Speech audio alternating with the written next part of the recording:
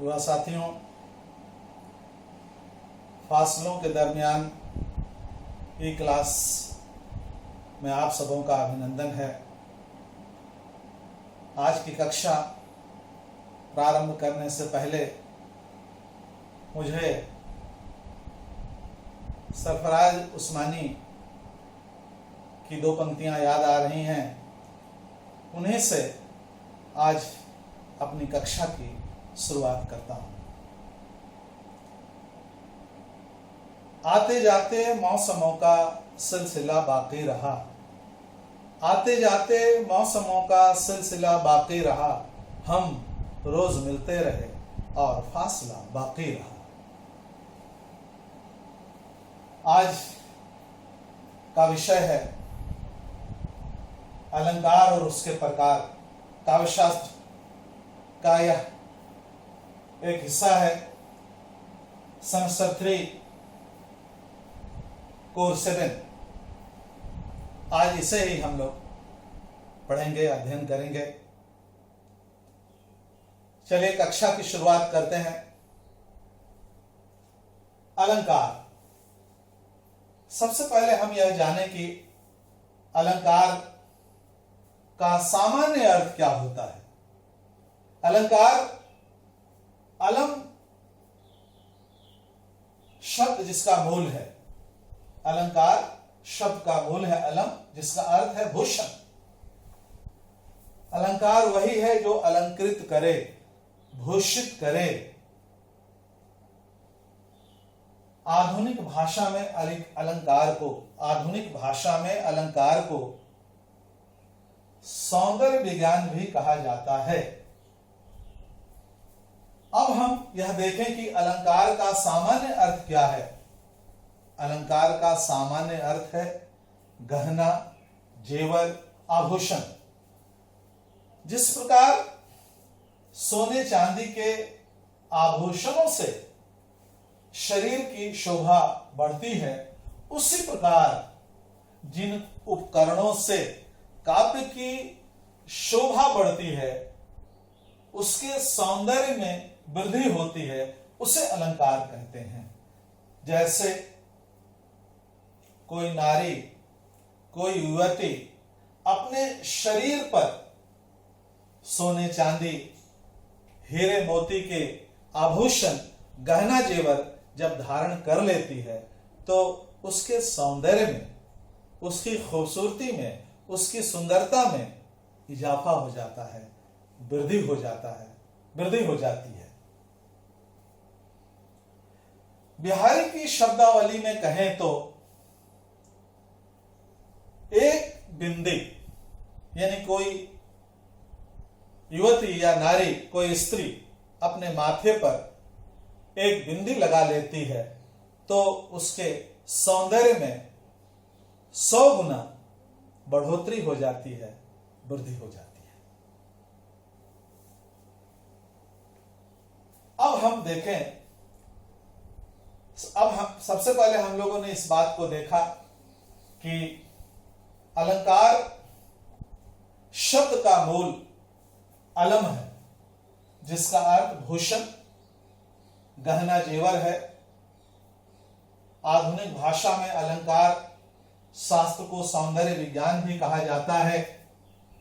अलंकार का सामान्य अर्थ हमने बताया आप लोगों को कि गहना जेवर आभूषण होता है। जिस प्रकार कोई स्त्री अपने शरीर पर आभूषणों को, गहने जेवर को धारण कर लेती है तो उसके सौंदर्य में वृद्धि हो जाती है, सुंदरता में 4 चांद लग जाता है। बिहारी की शब्दावली में कोई स्त्री, कोई युवती, कोई नारी अपने माथे पर मात्र एक बिंदी लगा लेती है तो उसके सौंदर्य में 100 गुना बढ़ोतरी हो जाती है, उसकी खूबसूरती में इजाफा हो जाता है। अब हम यह जानें कि अलंकार की परिभाषा क्या है।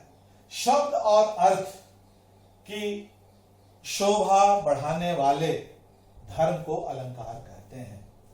शब्द और अर्थ की शोभा बढ़ाने वाले धर्म को अलंकार कहते हैं। शब्द और अर्थ दोनों में दोनों की जब शोभा में जब वृद्धि हो जाता है, बढ़ जाता है, तो उसे हम अलंकार कहते हैं। शब्द और अर्थ की शोभा बढ़ाने वाले धर्म को अलंकार कहते हैं। अब हम अलंकार के प्रकारों पर विचार करते हैं। रीतिकालीन आचार्यों ने अलंकार के 3 भेद किए हैं, 3 भेद माने हैं, 3 भेद स्वीकार किए हैं। पहला शब्दालंकार, दूसरा अर्थालंकार और तीसरा उभयालंकार। पहले पर हम आते हैं, जहां शब्दों में, पहले पर हम आते हैं शब्दालंकार, जहां शब्दों में चमत्कार हो, जहां शब्दों में चमत्कार हो, वहां शब्दालंकार होता है। उसके कई उदाहरण हैं, अनुप्रास, यमक, योक्तृक, वक्रोक्ति, श्लेष आदि इसके उदाहरण हैं। दूसरा अर्थालंकार, जहां शब्दों की अपेक्षा अर्थों में चमत्कार हो, उन्हें हम अर्थालंकार कहते हैं। जहां शब्दों की अपेक्षा अर्थ में चमत्कार हो, उसे हम अर्थालंकार कहते हैं। उपमा, रूपक, उत्प्रेक्षा, अतिशयोक्ति, विरोधाभास इत्यादि इसके उदाहरण हैं। तीसरा जो अलंकार है वह है उभयालंकार, जहां शब्द और अर्थ दोनों में चमत्कार हो, उसे उभयालंकार कहते हैं। जहां शब्द और अर्थ दोनों में चमत्कार हो, उसे उभयालंकार कहते हैं।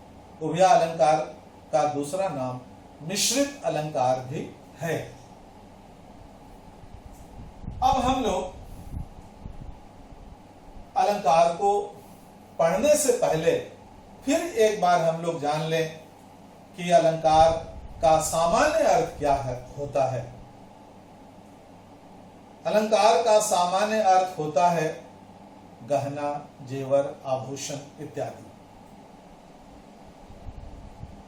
जब कोई स्त्री अपने शरीर पर इन आभूषणों को, गहने जेवर को धारण कर लेती है, तो उनके सौंदर्य में वृद्धि हो जाती है।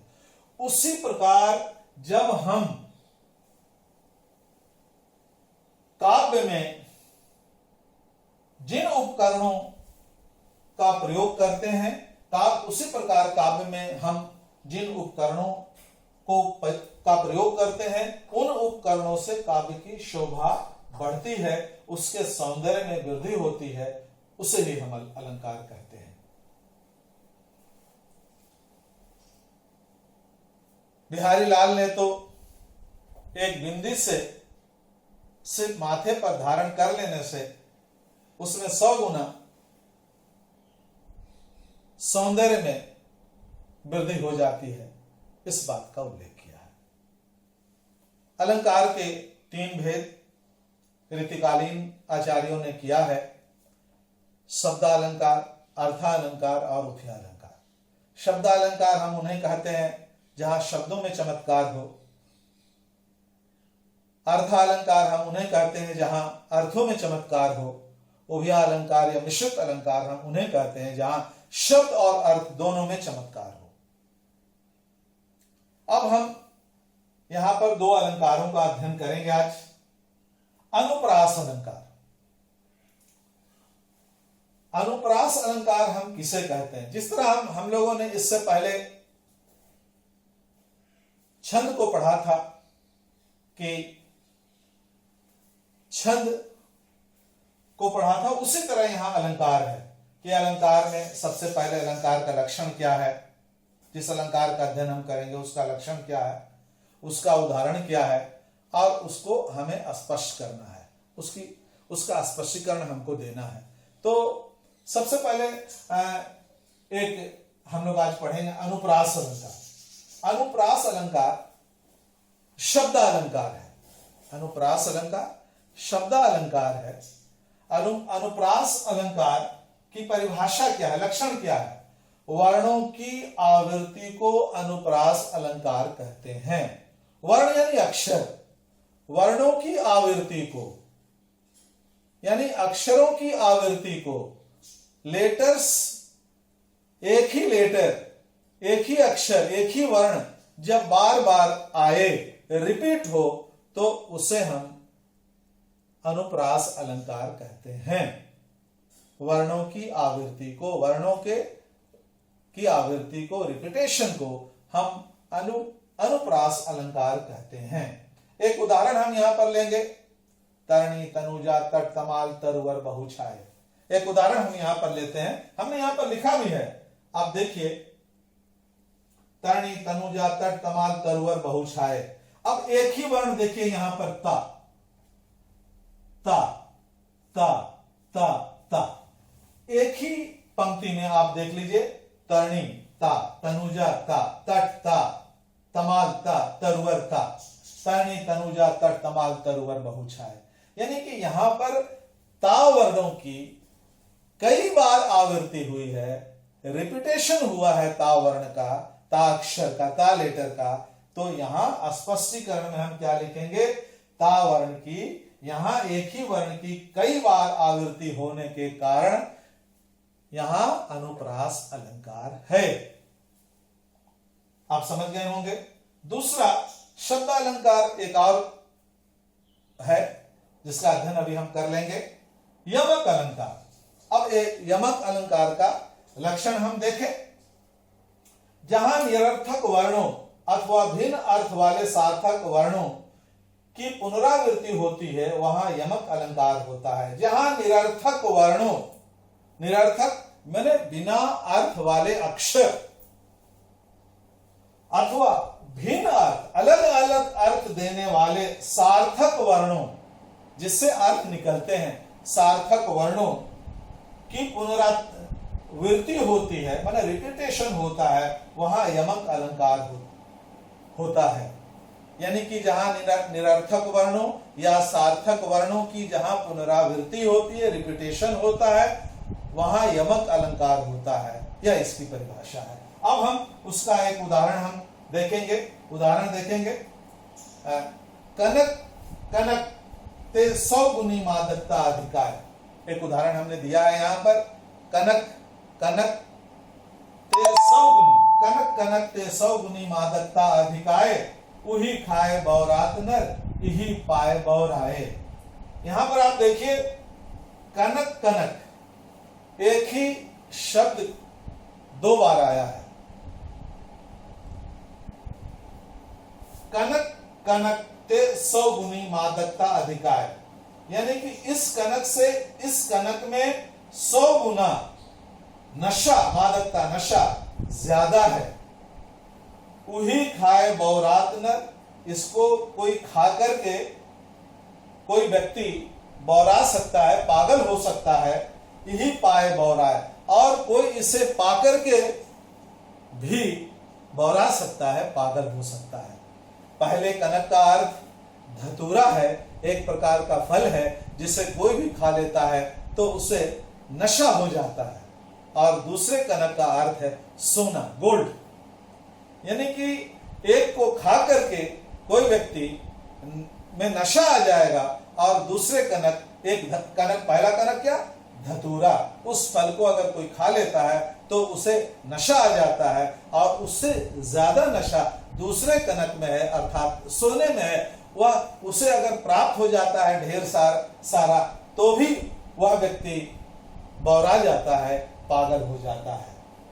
अब देखिए स्पष्टीकरण, यहाँ कनक शब्द दो बार आया है जिसका अलग अलग अर्थ है। पहले कनक का अर्थ धतूरा है और दूसरे कनक का अर्थ सोना है। अतः यहाँ यमक अलंकार है। तो आज की कक्षा बच्चे आप सब समझ रहे होंगे, या नहीं भी समझे होंगे तो आप मुझसे बातचीत कर लेंगे, फिर मैं और इसे स्पष्ट करूंगा। इसके बाद दूसरी कक्षा में और जो 4 अलंकार बच गए हैं उसका हम लोग अध्ययन क्रमशः करेंगे। यह भाग 1 था अलंकार का, इसे आज हम लोगों ने पढ़ा है ना, कि अलंकार क्या है, अलंकार की परिभाषा क्या है, सामान्य रूप से अलंकार कहते किसे हैं, और उसके बाद 2 अलंकारों का हम लोगों ने तीन प्रकार के रीतिकालीन आचार्यों ने तीन प्रकार के अलंकारों का उल्लेख किया है, शब्द अलंकार, अर्थ अलंकार और उभय अलंकार। और आज हम लोगों ने उसका अध्ययन करने के बाद हम लोगों ने शब्द अलंकार, दो शब्द अलंकारों का अध्ययन किया, एक अनुप्रास और दूसरा यमक। तो आज की कक्षा युवा साथियों यहीं समाप्त होता है। आप घर में रहें, सुरक्षित रहें, सुखी रहें, सब परिवार सानंद रहें। आपने सुना, आपका बहुत बहुत धन्यवाद।